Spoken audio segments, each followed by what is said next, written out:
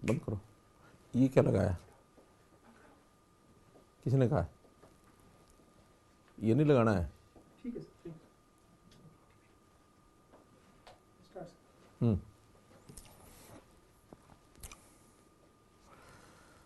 मेरे प्यारे हरियाणा वासियों, भाई और बहनों, आज फिर आप सभी के सामने आने का अवसर मिला है। दिन भले नया है, परंतु विषय वही पुराना, यानी कोरोना। हम देख रहे हैं कि इस कोरोना की जो महामारी है, आज से 9 महीने पहले मार्च में यह अपने देश और प्रदेश में आई थी। उस समय एक ऐसा वातावरण बना था कि जब हमने इस बीमारी को कभी सुना नहीं था। इस बीमारी से किस प्रकार से हम छुटकारा पाएंगे, इसके रास्ते भी मालूम नहीं थे। तरह तरह की बातें चली, एक भय का वातावरण बना। हमारी केंद्र सरकार, हमारे प्रधानमंत्री, उन्होंने जो आह्वान किया उसके हिसाब से हमने शटडाउन 1, शटडाउन 2, शटडाउन 3, शटडाउन नहीं, लॉकडाउन 1, लॉकडाउन 2, लॉकडाउन 3, इस प्रकार के कार्यक्रम किए। और फिर अनलॉक इस नाते से भी हुआ। बहुत सी व्यवस्थाएं थम सी गई थी, व्यापार थम गया था, उद्योग थम गया था, रोजगार प्राय लोगों का छूट गया था। जो बाहर के प्रांतों के मजदूर भाई यहाँ थे, वो भी एक भय के कारण से अथवा अपना रोजगार छूटा, अपने अपने प्रदेशों को लौटने लगे थे। लाखों की संख्या में वो लौटे, हमने उनका सहयोग भी किया। गरीब परिवार जिनका रोजगार समाप्त हो गया था, उनको हमने भरपूर सहायता भी की। लगभग 1200 करोड़ रुपए की राशि ये हमने उनको उपलब्ध कराई थी। जिनके घर में खाने के बिलाले पड़े थे, उनको केंद्र सरकार की योजना के अनुसार मुफ्त में राशन दिया जाने लगा। जिनके राशन कार्ड नहीं थे, उनको डिस्ट्रेस राशन कूपन ये भी दिए गए। अस्पतालों में इलाज की सारी व्यवस्थाएं की गई, पर्याप्त बेड भी उपलब्ध कराए गए, टेस्टिंग शुरू हुई। ये सारे काम लगातार उस समय से अब तक चल रहे हैं।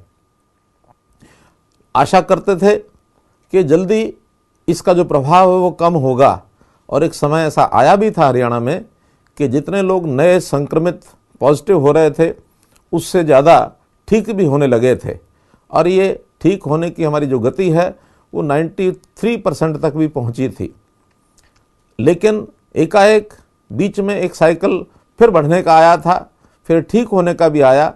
और अब ये तीसरा चरण ऐसा अब इस समय 9 महीने के बाद हमको देखने को मिल रहा है कि फिर से कोरोना का प्रभाव ये बढ़ रहा है। जो संख्या कम होती नज़र आ रही थी, वो बहुत ज़्यादा बढ़ रही है। प्रतिदिन 2500 से 3000 तक भी लोग हरियाणा में पॉजिटिव आने लगे हैं। ये बहुत एक चिंता की बात है। हमको लगातार 9 महीने के इस अनुभव के बाद ये ध्यान में आया है कि हमें बहुत सावधानीपूर्वक, बहुत सतर्क होकर के इस लड़ाई को लड़ना पड़ेगा। और इस लड़ाई को लड़ने के लिए हमें हर वो सावधानी जो हमको बताई जाती है उसको हमको करना होगा। किसी प्रकार की जो लापरवाही है वो हमको करनी नहीं है। यदि हम कोई भी लापरवाही करेंगे तो उसके दुष्परिणाम होंगे। हम कोई भी चाहते नहीं कि हम इसको भोगना पड़े। क्या आप चाहेंगे कि हमको टेस्ट में जा कर के और टेस्ट कराने के बाद पॉजिटिव आ जाए? क्या आप चाहेंगे कि हमको घर छोड़ करके और अस्पताल में 15 दिन 20 दिन के लिए वहाँ जा कर के और अस्पताल रहना पड़े, हमको ये तकलीफ सहनी पड़े? क्या आप चाहेंगे कि हमारे घर का कोई भी सदस्य वो कोरोना से पॉजिटिव आ जाए? क्या आप चाहेंगे कि हमारे समाज का कोई भी व्यक्ति अपनी जान जो है वो गंवा बैठे? हम स्वाभाविक है, हमारा उत्तर है कि नहीं। अगर इसको नहीं चाहते हैं तो फिर हमको कुछ सावधानी बरतनी होगी। आज सावधानी बरतने के लिए हम कोरोना से अछूते कैसे रह सकते हैं?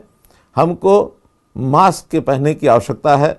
मास्क सब लगा करके रखें। हमको 2 गज की दूरी ये जो बताई गई है, इसको सदैव बनाकर रखना है।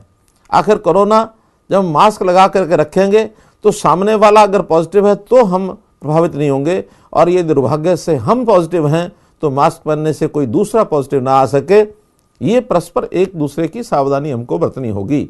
इसके प्रति अगर हम थोड़ा भी लापरवाही की, इन चीज़ों के हमने ना कर दी, तो पहले जो बताई गई चीज़ें हैं वो ना में नहीं, वो हाँ में परिवर्तित हो जाएंगी। और यदि हम उनको से दूर रहना चाहते हैं, उनके प्रति ना देखना चाहते हैं कि कोई बीमार ना हो, हॉस्पिटल में ना जाए, पॉजिटिव ना हो, हमारे बीच में से कोई अपनी जान ना गंवा बैठे, उसकी ना करनी है, तो ये जो करने वाली चीज़ें हैं इनके प्रति हाँ करनी पड़ेगी। हमको कुछ ना कुछ अपनी औषधि, कोई अपना ये जो हमारे लिए होता है इम्यूनिटी बूस्टर, इसको इम्यूनिटी बढ़ाने के नाते से जो भी चीज़ें उपलब्ध कराई जाती हैं उनका उपयोग करना पड़ेगा। तो यदि हम उपलब्ध कराएंगे तो निश्चित रूप से हम जो है इस कोरोना से बच पाएंगे। आज व्यवस्थाएं पर्याप्त हैं, व्यवस्थाओं में कोई कमी नहीं है। हालांकि आज भी हम जो स्थिति हमारी है, मृत्यु दर देखा जाए तो हरियाणा की मृत्यु दर बाकी बहुत प्रदेशों से कम है। हम आज 1.01% हमारे यहाँ की मृत्यु दर है, जबकि अगर हम पास के पड़ोस के पंजाब प्रदेश को देखते हैं तो 3.2% उनके यहाँ मृत्यु दर है। हमारी रिकवरी रेट वो आज भी 90% है, वो कम नहीं है। आज हमारे टेस्ट जो हैं प्रतिदिन लगभग 35,000 टेस्ट ये प्रतिदिन हो रहे हैं। यदि हम कुल हरियाणा की आबादी को देखें तो अभी तक लगभग 12.5% लोगों का टेस्ट जो है वो हो चुका है, अर्थात 32 लाख लोग टेस्ट हो गए हैं। पिछले दिनों में जो हमारे यहाँ सीरो टेस्ट हुआ, उस सीरो टेस्ट में भी ध्यान में आया कि 14% लोग जिनका अभी टेस्ट भी नहीं हुआ तो भी वो कोरोना पॉजिटिव होकर के अपने आप नेगेटिव हो गए हैं, वो ठीक भी हो चुके हैं। ऐसी आबादी लगभग ये 35 लाख है। तो ये अपने आप भी यानी जो पॉजिटिव होते हैं बिना टेस्ट के, बिना पॉजिटिव, बिना हॉस्पिटल जाए हुए, वो ठीक भी हो रहे हैं और बहुत बड़ी आबादी हो गई है। अब इसमें एक एक व्यक्ति की बजाय हर परिवार में ऐसा लगता है कोई ना कोई व्यक्ति अब पॉजिटिव या तो हो गया है या इस समय पॉजिटिव होगा या होकर के ठीक हो गया होगा, क्योंकि लगभग यानी 14% आबादी का मतलब यह है हर 7 व्यक्तियों में से एक व्यक्ति या तो पॉजिटिव होकर के ठीक हो गया या आज पॉजिटिव है। तो ये घर घर के अंदर पहुंच चुका है। कोई एक समय था कि हम अपने दरवाजे बंद रख करके इस कोरोना को अंदर घुसने से बचा सकते थे, लेकिन अब ऐसा रास्ता नहीं बचा है कि दरवाजे बंद करके और हम इसको बचा पाएंगे। अगर बचाना है तो फिर अपने आप को व्यक्तिगत रूप से इसको बचाना पड़ेगा। हम सरकार की ओर से प्रयत्न कर रहे हैं कि आपको ज़्यादा से ज़्यादा यानी मास्क ये उपलब्ध कराए जाएं। मैंने डिपार्टमेंट को कहा है कि अगले दिनों में 1 करोड़ मास्क ये हमको लेकर के और जनता को उपलब्ध कराने चाहिए। हमने अपील भी करनी है अपने आप को भी, अपने परिवार के लोगों को भी, अपने साथियों को भी, आते जाते सब लोगों को। मेरी तो अपील है कि 5-7 मास्क अपनी जेब में रखने चाहिए। जब भी कोई व्यक्ति सामने मिलता है मास्क नहीं पहना हुआ है तो बड़े प्रेम से उसको एक मास्क उपलब्ध कराना चाहिए कि भैया मास्क पहन के जाओ, क्योंकि ये कोई ऐसा विषय नहीं है कि केवल दंड से ठीक हो सकता है। हाँ, दंड भी दिया जाना ये अनिवार्य इसलिए है, कुछ लोग बार बार लापरवाही करते हैं। हमने मास्क न पहनने वाले व्यक्तियों को 500 रुपये का दंड ये हमने किया है। कुछ लोगों ने सुझाव दिया कि दिल्ली में 2,000 रुपये का जुर्माना हो गया, आप भी करिए। मेरा कहना है कि हमको 500 या 2,000 से कोई ज़्यादा अंतर पड़ेगा ऐसा मुझे नहीं लगता। मुझे लगता है कि अगर अपील हम करेंगे, सब एक दूसरे को कहेंगे, वातावरण ऐसा बनाएंगे, तो फिर लोग मास्क पहनना चालू रखेंगे। मास्क पहनना अति अनिवार्य ये हमको करना चाहिए। हमारे यहाँ पिछले दिनों में स्कूलों में हमने देखा, क्योंकि एक बहुत बड़ा दबाव हमारे शिक्षा को लेकर के ऐसा बना हुआ था कि शिक्षा में, क्योंकि ऑनलाइन शिक्षा की पद्धति शुरू की गई, लेकिन ऑनलाइन शिक्षा की पद्धति से हर विद्यार्थी ऑनलाइन शिक्षा से लाभान्वित नहीं हो सकता। बहुत ऐसे विद्यार्थी हैं जिनके पास उस प्रकार के साधन नहीं है, उन परिवारों के अंदर इतने साधन नहीं है। तो उसी में से ये ध्यान में आया कि बच्चों को स्कूलों के अंदर पढ़ाया जाए। और जब स्कूल खोलने का हमने ऐलान किया, बच्चे वहाँ 9वीं 10वीं 11वीं 12वीं के जब उन्हें बुलाए और आते हुए उनको आने से पहले जब उनका टेस्ट लिया गया तो बड़ी संख्या में विद्यार्थी वो पॉजिटिव संक्रमित निकले। अध्यापक वो निकले तो चिंता हो गई हमको। तुरंत हमने उसको 30 तारीख तक स्कूलों को बंद करने का ऐलान कराना पड़ा कि 30 तारीख तक नहीं करेंगे। और इसके बाद भी यदि स्कूल खोलेंगे तो उन विद्यार्थियों को, जब वो घर से चलते हैं, अपने मोहल्लों से चलते हैं, वहीं उनका टेस्टिंग कराएंगे और टेस्टिंग करा करके उनको और तब विद्यालयों में लाएंगे, ताकि किसी विद्यालय में एक किसी छात्र के कारण से बाकी छात्रों को नुकसान ना भुगतना पड़े, ना झेलना पड़े। ये हमको सब करना है। तो आखिर हर जगह, चाहे विद्यालय हैं, चाहे हमारे घर हैं, चाहे हमारे बाजार हैं, चाहे हमारे काम करने के अन्य स्थान हैं, कार्यालय हैं, सब जगह पर हमको ये सावधानी बरतनी पड़ेगी। आज विषय आता है कि दोबारा से लॉकडाउन किया जाए। लॉकडाउन करना एक ऑर्डर से किया जाना तो संभव है, कर सकते हैं, लेकिन उसके कारण से कठिनाइयाँ कितनी आती हैं ये भी हमको ध्यान रखना चाहिए। पहले हमने लॉकडाउन किया, उस लॉकडाउन में बाजार बंद हो गए, उसमें फैक्ट्रियाँ बंद हो गई, कारोबार बंद हो गए। जब कारोबार बंद हो जाते हैं तो घर परिवार के लोगों को अपनी सामान्य व्यवस्था को चलाने में भी बहुत कठिनाई आती है। वो कठिनाई हम झेल चुके हैं, इसलिए वो न झेलनी पड़े, हम किसी और सख्ती की ओर जाए, वो उचित नहीं है। उचित यही है कि हम इस कोरोना को फैलने के लिए एक एक व्यक्ति, एक एक समूह वो इसका ध्यान रखे कि हमको इस बीमारी से बचने के लिए जो हमारी ज़रूरी चीज़ें हैं, डिस्टेंस बनाकर रखना, मास्क पहनना, इम्यूनिटी बूस्टर उसका उपयोग करना, और जो भी कोई दवाई आगे आने वाली है, मानो विचार हो रहा है कि इसके लिए वैक्सीन जो तैयार हो गई है, इस वैक्सीन को कब आएगी उसका उपयोग करना। वैक्सीन भी दुनिया भर में बहुत से देश लगे हुए हैं, अपने देश में भी कई प्रयोग हो रहे हैं। अब इस समय उसका सफल प्रयोग करने के लिए अलग अलग चरणों में, प्रयोगशालाओं में या अन्य प्रयोगों के द्वारा उसको सिद्ध किया जा रहा है। पहले चरण के प्रयोग हो गए, दूसरे चरण के प्रयोग हो गए, तीसरे चरण के प्रयोग चल रहे हैं। और मुझे ये बात बताते हुए आपको खुशी हो रही है कि जब तीसरे चरण के प्रयोग मनुष्यों के ऊपर उसको जब सुचारू रूप से आगे चलाने की बात आई, क्योंकि दोनों प्रयोग बहुत सफल हुए हैं, तो तीसरे प्रयोग में मुझे खुशी इस बात की कि हमारे स्वास्थ्य मंत्री श्री अनिल विज स्वयं उन्होंने उस प्रयोग को अपने ऊपर कराया है, ताकि लोगों को विश्वास बैठे कि इस वायरस, इस वैक्सीन के द्वारा जो ये वायरस नहीं आएगा, हम कोरोना से पीड़ित नहीं होंगे।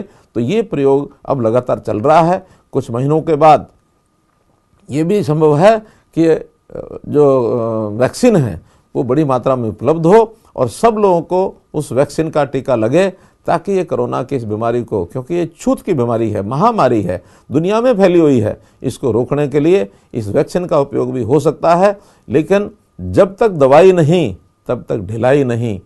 आखिर दवाई आएगी तब आएगी, उससे पहले कम से कम सावधानी बरतना ये बहुत ज़रूरी है। तो इन सब बातों को ध्यान में रखते हुए मैं आपसे अपील करता हूँ, बार बार अपील करता हूँ कि कोरोना का ये जो दोबारा से एक बड़ी मात्रा में, और ख़ास करके जो NCR एरिया है, इस NCR एरिया के अंदर ये जो बढ़ते हुए केसेस आ रहे हैं, इससे अपने आप को बचाने के लिए हम सावधान हो जाएं।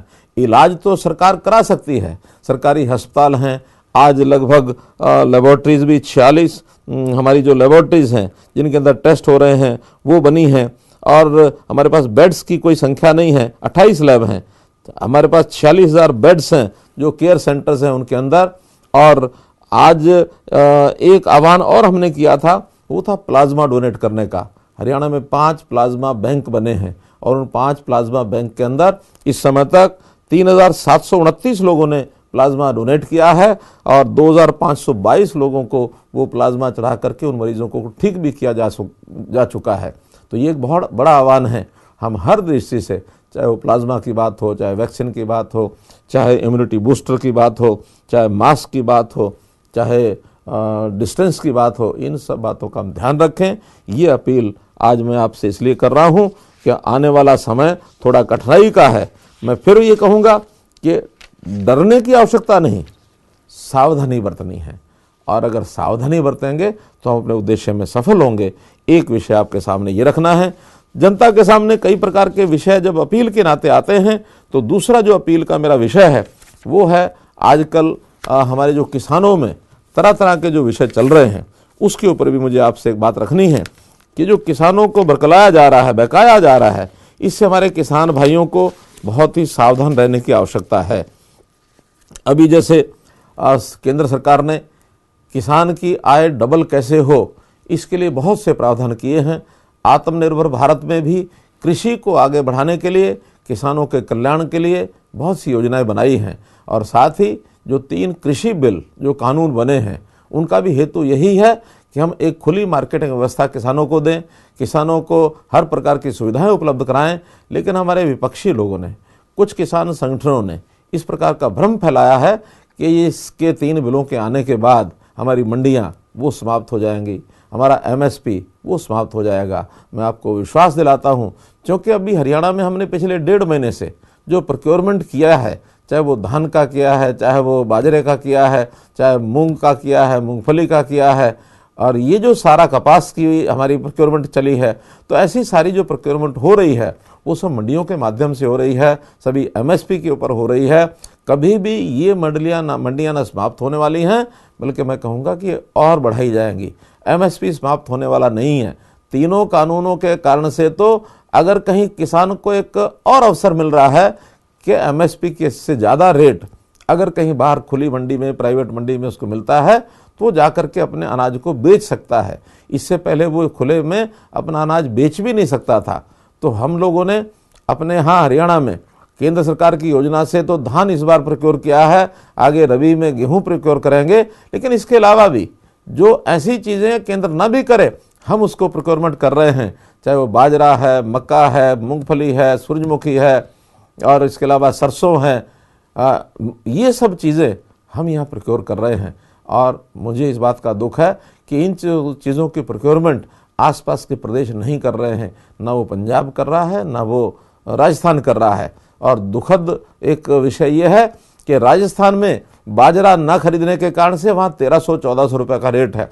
वहाँ से एक जो दुखद पहलू है, जिसके लिए मैं अपने यहाँ के किसानों को, अपने व्यापारियों को आगाह करना चाहता हूँ कि राजस्थान से एक थोड़े लालच के लिए हम जो बाजरा खरीद करके यहाँ ला के बेचना चाहते हैं, वो एक बहुत अच्छा विषय नहीं, बल्कि मैं कहूँगा कुकृत्य है, क्योंकि उसके कारण से हरियाणा के किसान का नुकसान होने वाला है। बाजरा जो खरीदा जाएगा उसका सरकार को भी नुकसान है। पिछली बार हमने हरियाणा के अंदर लगभग 3 लाख मीट्रिक टन ये बाजरा खरीदा था, और इस बार 6 लाख मीट्रिक टन खरीदा जा चुका है। और अभी भी कहीं कहीं किसानों का बाजरा बाकी है, लेकिन शिकायतें बहुत मिल रही हैं कि राजस्थान का बाजरा वो निरंतर यहाँ पर कुछ व्यापारी, कुछ आड़ती और कहीं कहीं किसान बंधु भी उनके साथ मिल करके उनका सहयोग कर रहे हैं। मैं उन किसानों को चेतावनी देना चाहता हूं कि अगर हम इस प्रकार का काम करेंगे तो अंतोगत्वा हानि हमें ही होगी, हरियाणा के किसान को होगी। हरियाणा के किसान का बाजरा रह सकता है, तो इसलिए हम लोग इसकी सावधानी को बरतें। हमें अपने प्रदेश के लिए, अपने किसानों के लिए, उनके हित में कोई नुकसान उठाना तो हम उठाएंगे, लेकिन किसी और प्रदेश के हित में हम ऐसा कोई काम करें, ये हमें भी अच्छा नहीं लगता है। इसी प्रकार आजकल एक जो दूसरी समस्या वो आ रही है पंजाब में, वहाँ के किसानों ने, वहाँ के और लोगों ने जिस प्रकार की हड़ताल, स्ट्राइक, रेल रोको, ये सारे अभियान चलाए हुए हैं, जिसके कारण से वहाँ की गतिविधियाँ वो प्राय ठप हो गई हैं, जिसके कारण से बहुत बड़ी जो समस्या किसानों की आने वाली है वह है यूरिया खाद की। वहाँ यूरिया खाद उपलब्ध ना होने पर हमारे जो बॉर्डर डिस्ट्रिक्ट हैं, वो बॉर्डर डिस्ट्रिक्ट भी खाद जो है वो यहाँ बॉर्डर डिस्ट्रिक्ट से वहाँ सप्लाई किया जा रहा है।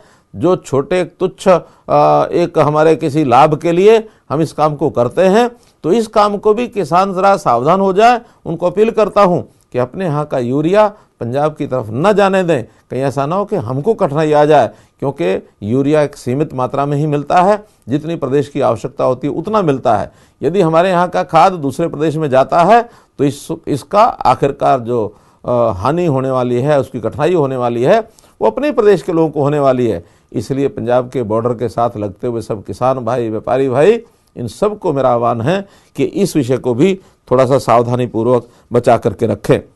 एक अपील मेरी है कि अभी जैसे धान की पराली है, धान की पराली इसको जलाने का काम ये किसान पहले करता था, क्योंकि उसके पास इस प्रकार का कोई और अतिरिक्त रास्ता नहीं था कि उस पराली का वो क्या करे।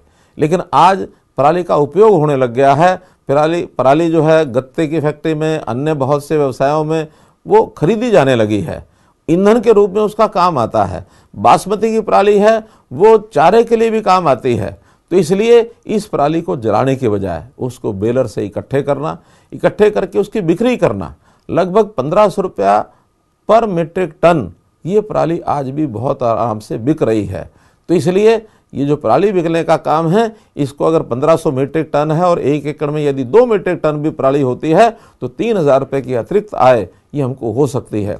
इसलिए सरकार ने इसमें बहुत से साधन भी उपलब्ध कराए हैं और हम सरकार की ओर से उसमें अनुदान भी दे रहे हैं। तो मेरा निवेदन ये है, पराली जलाने से जो प्रदूषण होगा, उस प्रदूषण से जो हवा में जिस प्रकार का प्रदूषण के पार्टिकल्स फैलते हैं तो श्वास के द्वारा हमारे शरीर में जाते हैं, श्वास लेना दूभर होता है। इधर से कोरोना फेफड़ों पर असर करता है, उधर से प्रदूषण ये फेफड़ों पर असर करता है, तो हमारा जो जीवन है वो संकट में पड़ सकता है। तो इसलिए हमारे लिए जीवन जीना ये आवश्यक है। थोड़ी छोटी मोटी कठिनाइयाँ झेलना ये हमारे लिए हम सहन कर सकते हैं, उससे हमको बच कर रहना चाहिए। इसलिए पराली को जलाने का काम ये हम न करें, ये भी एक अपील मैं आपको करना चाहता हूँ। इसी के साथ हमने पिछले वर्ष आज से 6 महीने पहले योजना बनाई थी कि हम ज़मीन के पानी को, भूजल को कैसे बचाएं और वर्षा के पानी के माध्यम से ज़्यादा से ज़्यादा पानी जल संरक्षण के माध्यम से भूगर्भ में कैसे हम भेजें। तो इस नाते से हमने जो योजना बनाई थी, मुझे खुशी है कि लगभग 75,000 एकड़ ऐसा जो किसानों ने संकल्प किया कि हम धान की बजाय अन्य फसलों की बुआई करेंगे, जिसके बदले में हमने उनको 2,000 रुपया तुरंत नगद दिया था बुआई के समय और 5,000 रुपया अब फसल होने के बाद बिक्री के समय उनको दिया जा रहा है। ऐसे 7,000 रुपया प्रति एकड़ उनको लाभ भी दिया जा रहा है। इस पर जितने किसानों ने अमल किया उनको तो मैं बधाई देता हूँ, सराहना करता हूँ। लेकिन इस अगले वर्ष में इस बात को ध्यान में रखेंगे और ज़्यादा किसान भी इस ओर आएंगे तो मैं समझता हूँ जल जो है वो एक विरासत के रूप में हम अगली पीढ़ी को दे करके जाएंगे। मेरा पानी मेरी विरासत, ये हमने नारा दिया है, इसके ऊपर भी हमको भरपूर उपयोग करना है, इसको ज़रूर ध्यान रखें। अभी किसानों ने जो 3 बिलों के विरोध में जो एक आह्वान किया हुआ है कि दिल्ली जाने का, मेरी अपील है कि इस प्रकार के किसी प्रकार के दिल्ली जाने के जो कार्यक्रम में आप लोग भाग न लें, क्योंकि इससे कोई लाभ होने वाला नहीं है। अंतोगत्वा ये जो तीनों कानून, जैसा मैंने पहले बताया, ये किसान के हित में हैं और आप लोग जब 1 साल भर में और आगे चल करके देखेंगे तो आपको इसके लाभ जानकारी मिलेगी। और चूँकि अब ये कानून बन चुके हैं तो किसी भी प्रदेश के लोगों को इसकी ओर आगे बढ़ना नहीं चाहिए, इसका लाभ नहीं होगा, ये मेरी आपसे अपील है। अंत में मैं इतना ज़रूर कहना चाहूँगा कि हमारे किसान भाइयों को इस समय की प्रोक्योरमेंट में कुछ कठिनाइयाँ भी झेलनी पड़ी। उनकी मंडियों के अंदर उनको टोकन मिलने में कठिनाई आई है, बिक्री में कठिनाई आई है, या कहीं पेमेंट देरी से हुई है। अब इसके कारण ये थे कि इस बार हमने बहुत बड़ा परिवर्तन किया है। इस बार जितनी भी प्रोक्योरमेंट हुई है सब ऑनलाइन की गई है, कंप्यूटर के द्वारा की गई है, ताकि जितनी हमारी मेरी फसल मेरा ब्यौरा में जितनी जानकारी किसान ने दी है उसकी उतनी यानी फसल जो है ठीक से बिकनी चाहिए। उसकी फसल की कीमत किसान को सीधी मिलनी चाहिए, क्योंकि ये जो माल है, धान है, ये जो भी फसल है ये किसान की होती है, मालिक किसान है। इसलिए किसान अगर बेच के जाता है तो उसके खाते में सीधा पैसा जाना चाहिए। इस बार ये सारी व्यवस्थाएं करने में थोड़ा बैंकों के माध्यम से जो किया गया काम है, मंडियों के माध्यम से किया गया काम है, उसमें कहीं ना कहीं थोड़ी कठिनाई आई है। और मैं किसान को विश्वास दिलाता हूं, किसान भाइयों को, कि ये अगली प्रोक्योरमेंट जो रबी की होने वाली है, रबी की प्रोक्योरमेंट में किसी प्रकार की कोई कठिनाई हम नहीं आने देंगे। अभी से उसकी तैयारी करेंगे। सब जानकारियां जो आप लोगों के द्वारा हमको मिलेंगी, जो भी मंडी के यानी लोगों के द्वारा मिलेंगी, आड़तियों के द्वारा मिलेंगी या किसान प्रतिनिधियों के द्वारा मिलेंगी, उन सब कठिनाइयों को दूर करके हम इस अगले महीने में एक एक बात पर विचार करके उसको दूर करेंगे। आने वाली रबी की फसल में कोई भी कठिनाई आपको ना आए, ऐसा मैं आपको विश्वास दिलाता हूं। आप लोग निश्चिंत रहिए, हम किसान के हित में, क्योंकि हमारा प्रदेश ये कृषि प्रदेश है, किसान का भला तो सबका भला, इस नाते से इस ओर आगे बढ़ेंगे। एक जो मुझे अपील करनी है वो अपने कर्मचारी भाइयों से करनी है। हमारे कर्मचारी भाई देख रहे हैं कि ये कोरोना का जो समय चला है, पहले तो मैं उनका धन्यवाद करता हूं कि हमारे कर्मचारी भाइयों ने इसमें बहुत बड़ा योगदान किया है। चाहे वो कोरोना योद्धा के रूप में उन लोगों ने काम किया हो, और चाहे बहुत से लोगों ने आर्थिक दृष्टि से योगदान किया। करोड़ों रुपए का योगदान हमको कर्मचारी भाइयों की ओर से मिला, जहाँ व्यापारियों से मिला, जहाँ उद्योगपतियों से मिला, कंपनियों से मिला, वहाँ कर्मचारियों से भी बहुत बड़ा योगदान मिला है, जिसका उपयोग हम लोग इस कोरोना की रोकथाम के लिए, कोरोना के इलाज के लिए, जो नीडी पर्सन्स हैं, ज़रूरतमंद आदमी हैं, उनको सहायता करने के लिए, इसके लिए हमने किया है और कर रहे हैं। अभी भी बहुत से लोग उसके अंदर योगदान कर रहे हैं, उनका सबका बहुत बहुत आभार है। लेकिन बीच बीच में कभी कभी ध्यान में आता है, मैं ये नहीं कहता कि कर्मचारियों की कोई कठिनाइयाँ नहीं होंगी, कोई डिमांड्स जो है उनकी उचित नहीं होंगी, उचित भी हो सकती हैं, लेकिन जिस प्रकार के संकट के दौर में इस समय सारा प्रदेश, सारा देश ये निकल रहा है, ऐसे समय में हमको कुछ समय के लिए उन चीज़ों से दूर रहना चाहिए। हमें जो भी कुछ मिलता है, चाहे वो सरकार से मिलता है, वो ठीक है कि हम अपने काम के बदले में लेते हैं, बदले में हमको समाज की सेवा करनी होती है।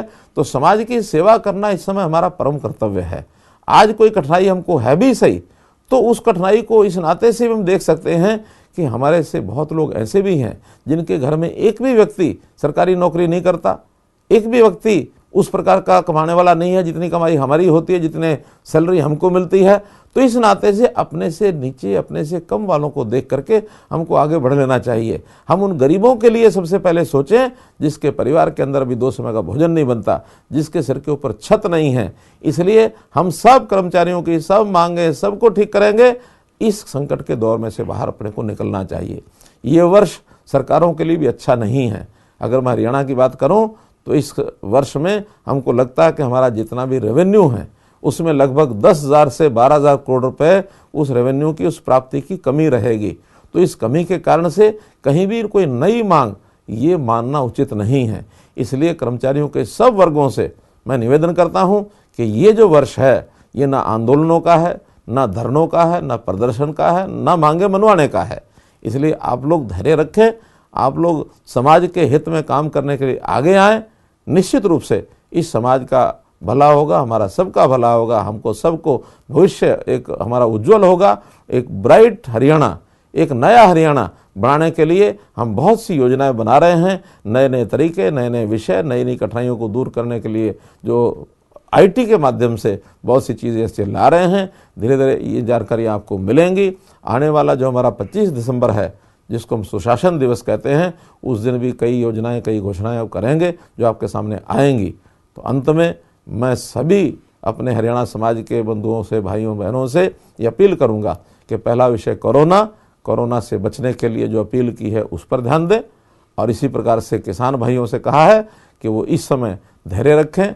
और मैं विश्वास दिलाता हूँ कि जो तीनों कानून हैं किसानों के हित में हैं, कोई इनको नुकसान होने वाला नहीं है। और इसी प्रकार कर्मचारी, ये वर्ष हमारा किसी प्रकार के ऐसे विषय उठाने का, प्रदर्शन करने का, धरने करने का नहीं है। तो इसलिए इन सब विषयों को लेकर के आज मैंने आपसे अपील की है। आप इस पर ध्यान देंगे, निश्चित रूप से हमारा नया हरियाणा ये आगे आएगा। बहुत बहुत धन्यवाद।